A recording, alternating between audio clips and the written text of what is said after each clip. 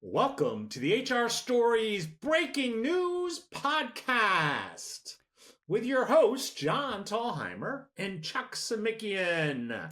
Well, Chuck, Hello.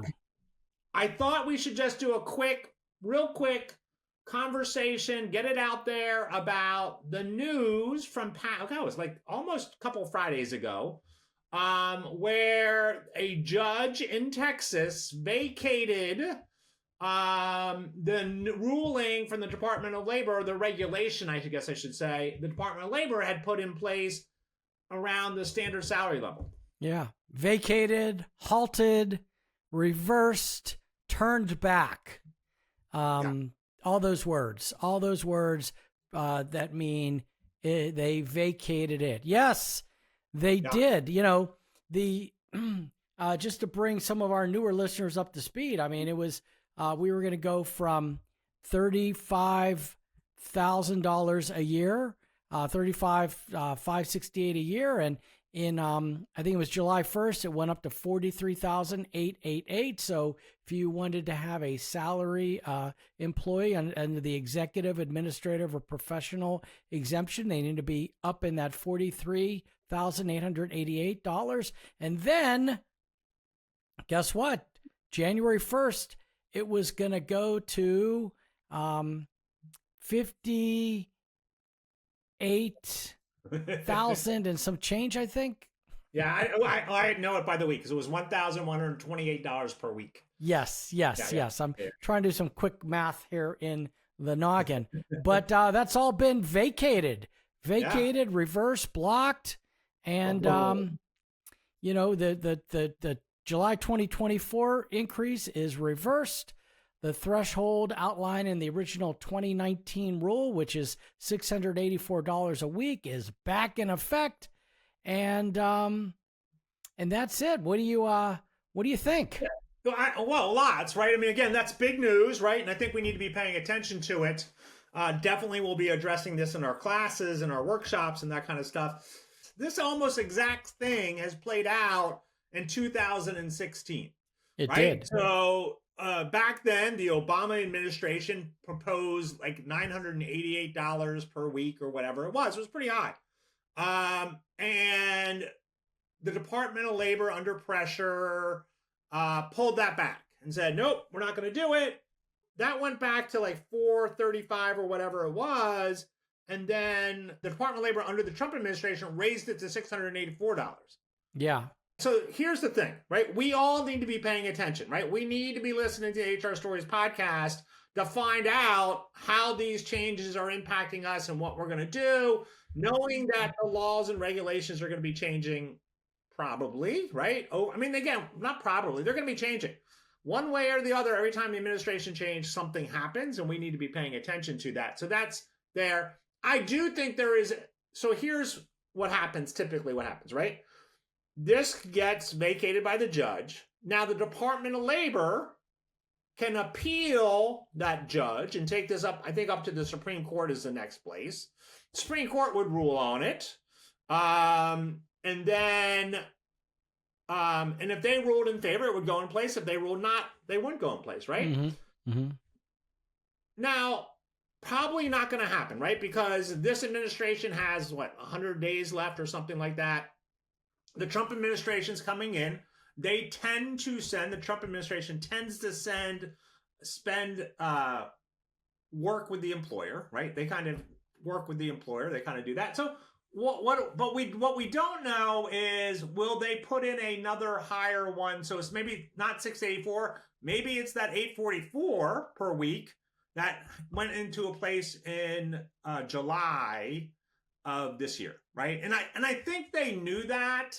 I think one of the things Department of Labor, that's why they did originally, they did the 844. Right. They were doing the 1,128 because they knew it was a big leap. And so they knew there was going to be pushback on it. So we'll see. We'll see how that all plays out. What do you think, Chuck, companies should be thinking about now that is no longer in there? Sure. So a couple of things happened, and I'm sure people are out there resonating with what I'm about to say. Some people probably moved employees up to the threshold so that they could stay salaried, right? Gave them some increases. Some people that were employees that were exempt, they probably made them just hourly, and they might even hired extra people to cover this, right? Each company's gonna have to make a decision based on a couple of things. Number one, employee relations. Well, I shouldn't say that's the first thing. The first thing should be the law.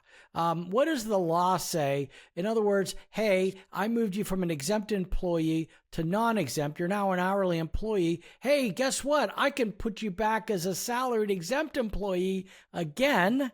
And as a result, wow, there may be some state laws that require some sort of notice, right. Things along those lines. So you need to know what your state law is. Second thing is, what's the employee relations impact? Do we say, hey, we gave these folks raises, now we're going to bring them back down because we didn't need to do it? That's kind of a mess. I think, folks, if you took your people up, you keep them there, unless there's some sort of real business necessity to make those adjustments. But those are what companies are going to be wrestling with right now.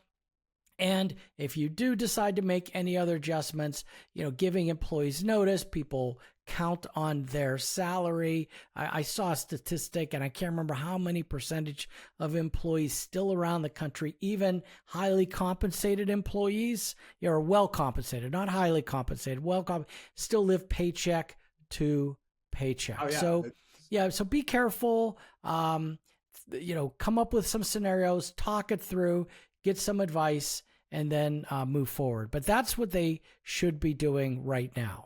Yeah, and I think the other thing is some of us, right, some HR directors or some of us and the owners said, oh, well, come January 1st, we're going to have to bump up your salary to $1,128. Mm-hmm. And now we don't have to do that. And so now the conversation may be a little uncomfortable, like, hey, we no longer have to do that. We're not going to do that. And so, I think for what you said, Chuck, is really important, is that employee relations part.